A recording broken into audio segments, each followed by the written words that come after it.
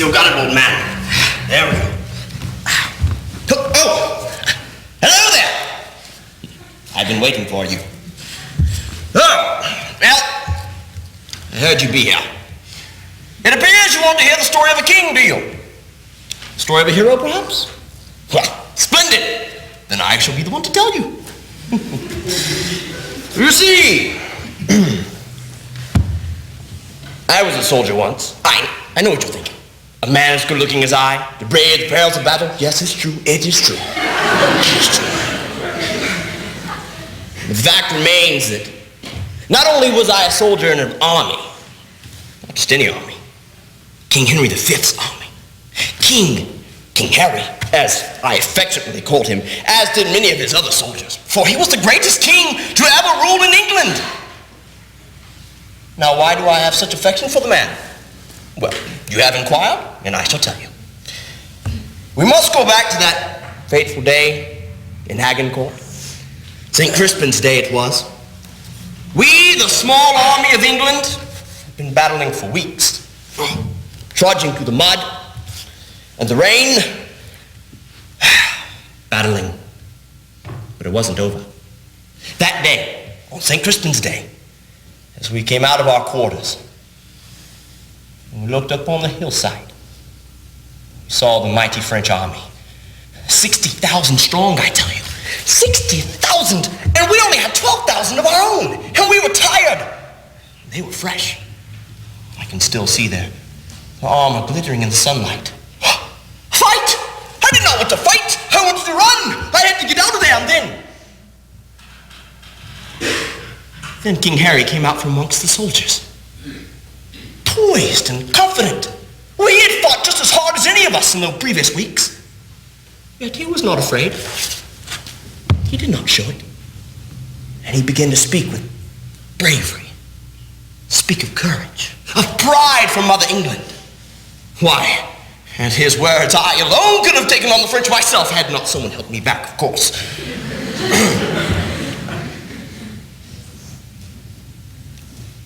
I see doubt in your eyes.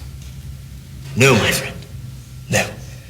For on that day, King Harry filled us with courage, and we, the tired army of England, defeated the mightier French army. Oh, it was a glorious day. And this patch on my face and this lame leg with which I must walk to the day of my death, I will wear these scars as pride. King Harry said I would. For on that day I became a gentleman. I became a brother of the King of England, because I fought with him. And I will never forget that day. I will never forget King Harry, the ideal king, and his St. Crispin's Day speech.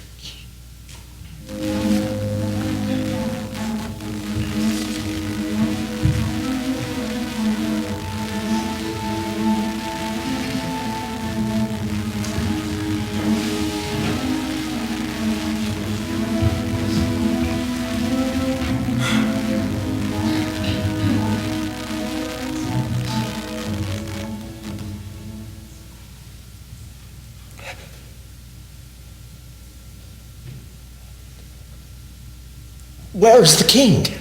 The king himself has rode to view their battle. Of fighting men, they have a full 300,000. That's 5 to 1. And they're all fresh. God's arm strike with us. 'Tis a fearful odds. God's peace be with you, princes all. I'll to my command post. And if we no more meet till we meet in heaven, then joyfully, my noble Lord Bedford, my good Gloucester, my kind Lord of Exeter, and my good Westmoreland, warriors all, adieu. Farewell, good Salisbury. Good luck go with thee. Farewell, noble Lord. Fight valiantly today, and yet I do thee wrong to mind thee of it, for thou art framed of the firm truth of valor. He is as full of valor as of kindness, princely in both. Oh, that we had but 1/10,000 of those men in England that do no work today. What's he that wishes so? My cousin Westmoreland? No, dear cuz.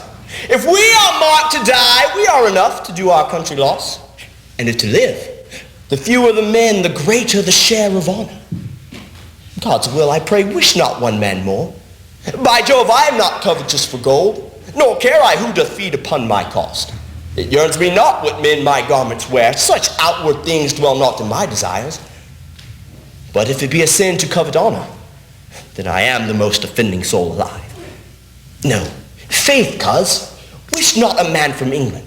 For one man more, methinks, would deprive me of the greatest hope that I have.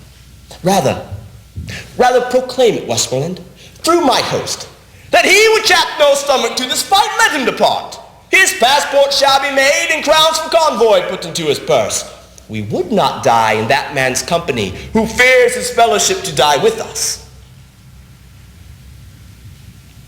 Today is the feast of St. Crispian. Well, he that outlives this day to come safe home will stand a tiptoe when this day is named, and rouse him at the name of Crispian. He that shall see this day and live old age will yearly on the vigil feast with his neighbors and say, tomorrow is St. Crispin's. Then will he strip his sleeve and show his scars and say, these wounds I had on Crispin's day. Old men forget, yet all shall be forgot. But he will remember with advantages what feats he did this day. And then shall our names, familiar as household words, Harry the King, Bedford and Exeter, Warwick and Talbot, Gloucester and Salisbury, be in their flowing cups freshly remembered. And Crispin shall ne'er go by from this day to the ending of the world. But we in it shall be remembered. We few, we happy few, we band brothers. For he today who sheds his blood with me will be my brother, be he ne'er so vile. For this day shall gentle his condition. And gentlemen in England, now abed, will think themselves accursed that they were not here, and hold their manhoods cheap, who whiles in he speaks, that fought with us upon St. Crispin's day. My lord, bestow yourself for speed. The French are bravely in their battle set, and will with all expedients charge on us. All things are ready, if our minds be so. Perish the man whose mind is backward now. Why, cuz, thou dost not wish a man from England? God's will, my liege, would you and I alone, without more help, could fight this royal battle. Why, then thou hast unwished 5,000 men, which likes me more than to have wished us one.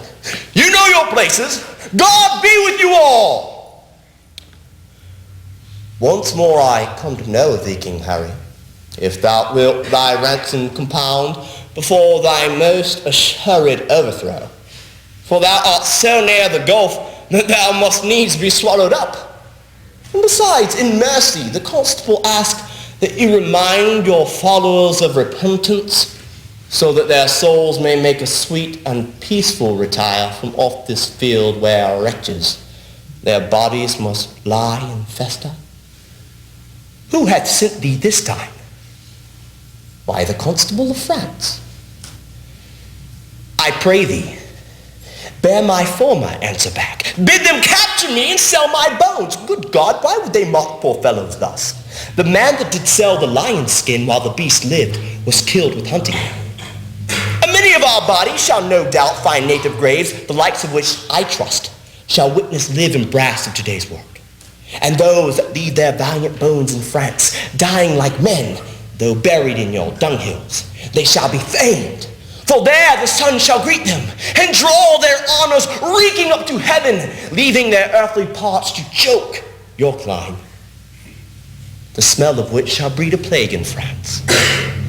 Mark then abounding valor in the English, that being dead, like to the bullets crassing, shall break into a second course of mischief, killing and relapse of mortality. Let me speak proudly. Tell the constable we are but warriors for the working day. Our gayness and our guilt are all besmirched with rainy marching in the painful field. And there's not a piece of feather in our host. Good argument, I hope we will not fly. And time hath worn us into slovenry. But by the mass, our hearts are in the trim. And my poor soldiers tell me, yet ere night, well, they shall be in fresher robes, or they will pluck the gay new coats all the French's heads and turn them out of service. And if they do this, as God's will I pray they shall, why my ransom will be levied. No, herald, Save thou thy labor, gentle herald, come no more for a ransom. They shall have none but these my joints, which they will have as I shall leave them will render little. Tell the constable. Very well, King Harry. Thou wilt never hear herald any more, and I fear thou wilt come once again for a ransom. My noble lord, humbly on my knee, I beg the leading of the Vaward.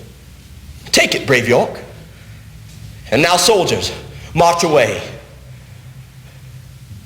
And as thou pleasest God, dispose the day.